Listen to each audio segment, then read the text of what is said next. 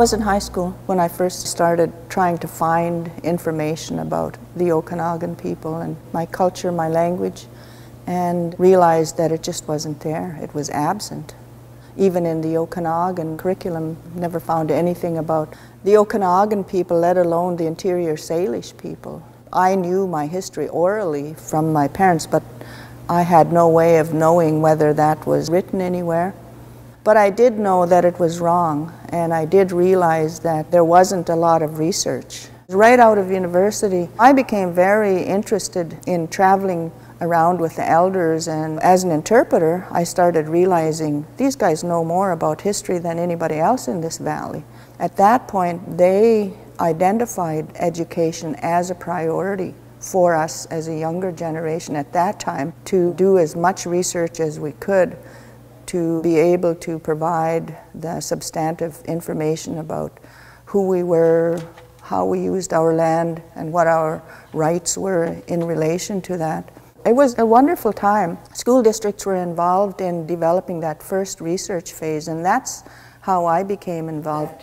The first phase of that research was really related to information that could be turned into curriculum for in-school programs. Once that research was done, we produced a K-12 curriculum. The second phase of the research involved looking at how do we look at our own communities in terms of what they need to recover and how they need to apply their own values, their own systems and organized way of doing things.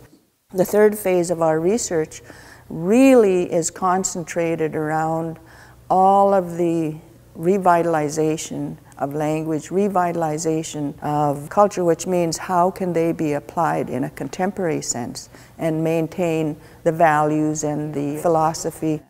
Well, one of the values that I've carried with me in the core of what inspires and fuels my inquisitiveness about the Seal culture is that I realize that there's some real problems. The kind of philosophy and value toward the land and the things that live on it is not the same as the Seal people's values around all the living things, which are as valuable as we are, as valuable as the next person. So how we interact with them is incredibly important. And I think that there may be ways in which the Seal mind and the Seal philosophy can provide a knowledgeable and wise input into that ongoing social dialogue. We've come to that time where we need to include as many pieces of knowledge from as many diverse corners of humanity in order to solve this problem that seems not solvable.